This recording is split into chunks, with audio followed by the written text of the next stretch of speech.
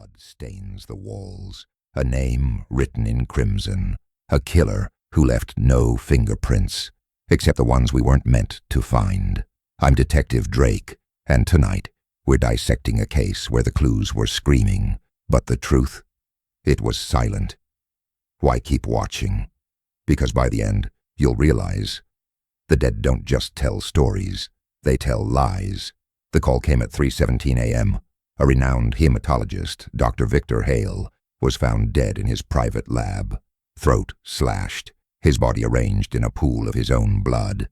But this wasn't just a murder. It was a message. On the wall, written in blood, was a single word, guilty, and beneath it, a smear of scarlet shaped like a serpent. The lab was a maze of medical journals, vials, and refrigeration units humming with samples. The first clue? A shattered vial labeled Project Sanguine. The liquid inside was gone. No residue, no smell, just glass. The audience, you, were with me every step. Remember when I opened the freezer? You thought the killer might have hidden a weapon there, didn't you?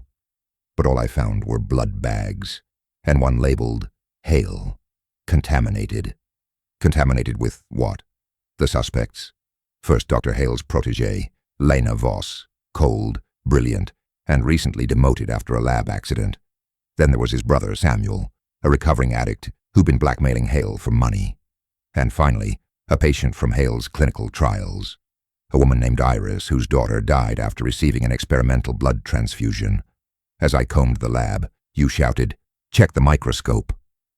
Under the lens, a slide of Hale's blood, teeming with parasites, not natural, engineered. Project Sanguine wasn't a cure, it was a bioweapon. The breakthrough came when I found Hale's encrypted laptop. The password? Serpentine. Inside, files detailing a deal with a shadowy pharmaceutical company.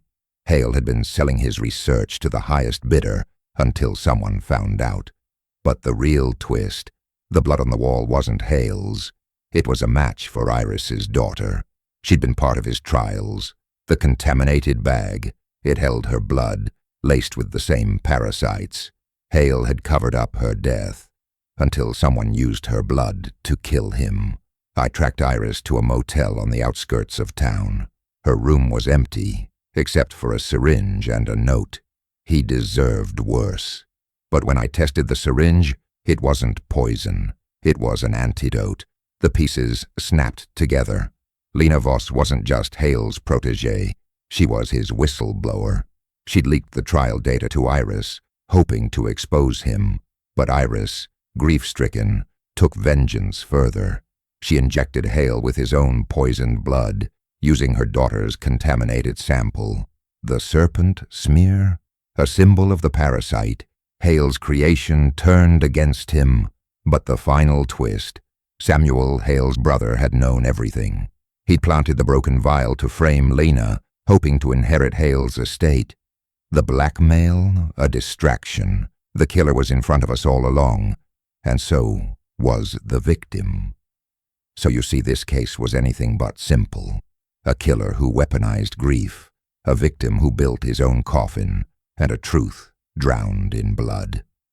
But that's the thing about Scarlet. It's not just a color, it's a warning, and this study, it's far from over.